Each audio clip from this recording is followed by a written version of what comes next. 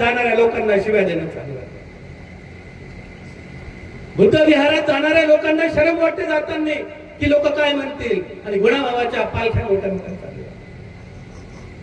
जातीचा म्हणून मानता. एखाद्या भंतीजीने सिगरेट पिस्टल ओढली की शिव्या देसा, आणि गुणाबाबा किती दारू पेल, किती गांजा ओढेल. भंतीजी म्हणू नका तुम्ही, मी नाही म्हणत बाबा. मी तर म्हणतो तुम्ही गुणाबाबाला मानता, माना. तुमच्या घरी तुमचा तसाच लेकरू नातो तुमच्या घरी जन्माला आहे. हाय आशीर्वाद. ज्याच्या घरात गुणाबाबाचा फोटो, त्याच्या घरात एखाद्या मुलीला मुलगा पाहिजे असेल तर पहिले त्यांनी म्हणा, गुणा माझ्याच घरी ये पुन्हा. म्हणू शकता का? भीती आहे तुमच्या मनात. माटी का एक नाग बना के पूजे लोग लुगाया, जिंदा नाग जब घर में निकले ले लाठी धमकाया. म्हणजे जिवंत साप निघला लाखनवाडीला जावं लागते म्हणते. गुणाबाबांना दर्शन दे. ऐका नाही, काय आहे तुमचं अज्ञान. एक दारुडा माणूस दारू पिऊन स्वतःचं जीवन बर्बाद करतो, पण त्या एका दारुड्या माणसापेक्षा घातक जर कोणी असेल तर एक अंधश्रद्धाळू पाहिजे. ते नवऱ्यालाही नादी लावते, लेकरालाही नादी लावते, घरातल्या सगळ्याच माणसाला देवाच्या नादी लावते. गुणाबाबा माणसाच्या डोक्यात बाहेरच टाकतात.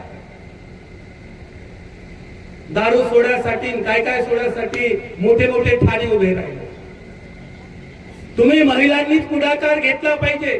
गावागावात लीडर पुढारी प्रत्येक गावात आपापला गट उभा करत आहे. महिलांच्या हातामध्ये ताकद आहे, शक्ती आहे. भिक्षू संघाचे मोठे मोठे कार्यक्रम होतात. आपल्या जिल्ह्यात मोठे मोठे सेंटर आहेत. तुम्ही आज इथं महिला जर बघितल्या खूप मोठ्या आहेत. तुम्ही संकल्प करा की या तेलाऱ्या तालुक्याला बदलायचं असेल, तेलाऱ्या परिसराला बदलायचं असेल तर महिलांनी पहिले पुढाकार घेतला. धर्म महिलांचा अपमान करतो, धम्म महिलांचा सन्मान करतो. धर्माच्या विचारधारेनं बाईचा स्पर्शही देवाला चालत नाही, विटाळ होता.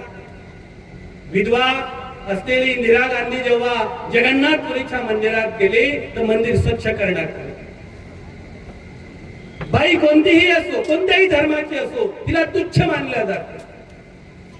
पण बुद्ध म्हणतात या निसर्गाची सर्वात उत्कृष्ट देणगी जर काही असेल तर ते बाई आहे. ते तिच्या पोटी बोधिसत्वाला, सम्राटाला जन्माला. तुच्छ मानणारा धर्माचे विचार तुमच्या डोक्यातून बाजूला. ज्या धर्माने तुम्हाला विषमतेची वागणूक दिली, ज्या धर्माने तुम्हाला तुच्छ लेखलं, जो धर्म तुम्हाला आजही गुलाम समजते, बाईचं सौंदर्य हे टिकली आहे.